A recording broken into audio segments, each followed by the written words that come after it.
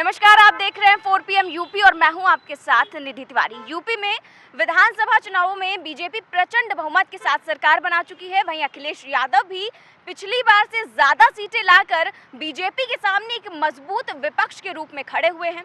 वहीं अगर बात की जाए कांग्रेस और बसपा की, तो दोनों को विधानसभा चुनावों में करारी हार का सामना करना पड़ा है।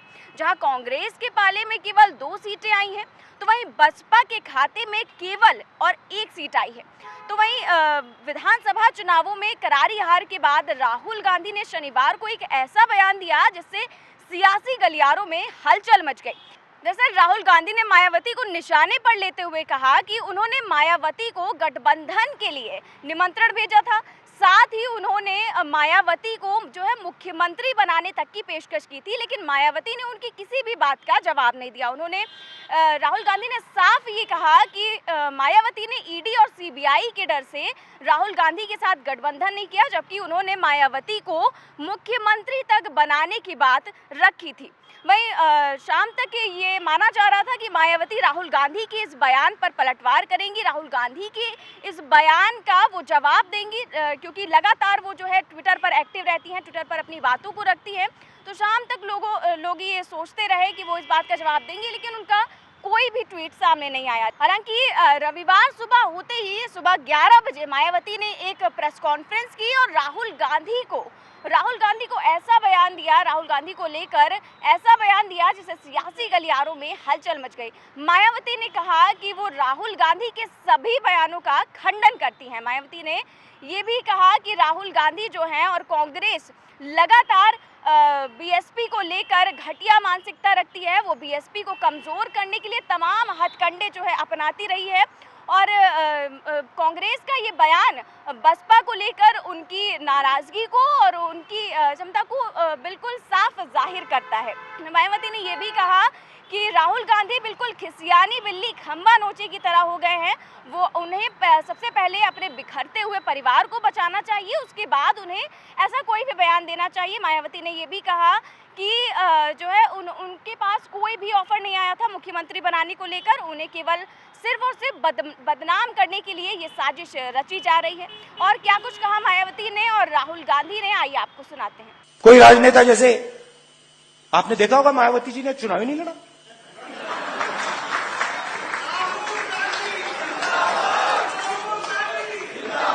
हमने मायावती जी को मैसेज दिया, अलायंस करिए, चीफ मिनिस्टर बनिए, बात तक नहीं की, बात तक नहीं की। जिन लोगों ने, कांचीराम जी ने, रिस्पेक्ट करता हूं मैं, खून पसीना देके दलित आवाज जो थी उत्तर प्रदेश की उसको जगाया,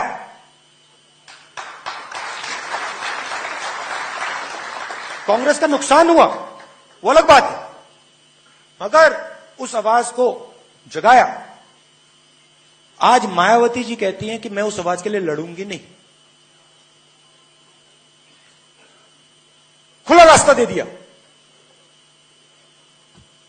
क्यों? सीबीआई, ईडी, पेगासस को कमजोर व खत्म करने के लिए शुरू से ही कांग्रेस पार्टी हर घिनौने हथकंडे इस्तेमाल कर रही है और अब तो खिसियानी बिल्ली खंबा नोचे की तरह ही इस पार्टी के पूर्व अध्यक्ष अपने बिखरे हुए घर को तो संभाल नहीं पा रहे हैं, बल्कि हमारी पार्टी बीएसपी की कार्यशैली पर जबरदस्ती की उंगली उठा रहे हैं, जिससे बीएसपी के प्रति इनकी जबरदस्त बौखलाहट व नफरत आदि भी साफ नजर आती है। इतना ही नहीं, बल्कि इससे पहले इनके पिता स्वर्गीय श्री राजीव गांधी ने भी बीएसपी को बदनाम व कमजोर करने के लिए मान्यवर श्री कांशीराम जी को सीआईए का एजेंट तक भी बता दिया था और अब इन्हीं के ही पद चिन्हों पर चलकर इनका बेटा श्री राहुल गांधी भी बीएसपी व इस पार्टी की मुखिया पर आए दिन बीजेपी के साथ मिलने का ये कहकर गलत आरोप लगाते रहते हैं कि बीएसपी की मुखिया बीजेपी की सीबीआई, ईडी व इनकम टैक्स आदि से डरती है, इसलिए वह बीजेपी के खिलाफ काफी नरम रुख रखती है, जिसमें रत्ती भर भी सच्चाई नहीं है। जबकि इनको ये मालूम होना चाहिए कि इन सब से जुड़े मामले हमने केंद्र में रही किसी भी पार्टी की सरकार की मदद से नहीं, बल्कि सभी सरकारों के खिलाफ जाकर माननीय सुप्रीम कोर्ट में जीते हैं। इसके साथ ही कांग्रेस के पूर्व अध्यक्ष श्री राहुल गांधी का कल सार्वजनिक तौर पर ये कहना कि कांग्रेस द्वारा यूपी विधानसभा चुनाव में बीएसपी के साथ गठबंधन करने व मुझे सीएम बनाने के ऑफर पर मैंने ना कोई जवाब दिया तथा इस बारे में उन्होंने बात तक भी नहीं की है, ऐसा उनका कहना है। ये बात पूर्णतः गलत है, तथ्यहीन है, अर्थात इसमें रत्ती भर भी कोई सच्चाई नहीं है। तो मायावती ने जो है प्रेस कॉन्फ्रेंस करते हुए राहुल गांधी को तरीके से जवाब दिया। उन्होंने कहा कि भाई उनके पास कोई भी ऑफर नहीं आया था। उन्होंने पूरी तरह से इस बात का खंडन किया है और साथ ही कहा है कि राहुल गांधी सबसे पहले अपने घर को संभाले, अपने बिखरते हुए घर को समेटे, उसके बाद कोई भी बयान दे। उन्होंने ये भी कहा कि जो है उनकी कांग्रेस की जो नफरत है वो बीएसपी के प्रति साफ जाहिर हो रही है राहुल गांधी के इस बयान से। तो राजनीतिक गलियारों में ये भी चर्चा है कि राहुल गांधी को इस तरह के बयान से जो है वो बचना चाहिए था।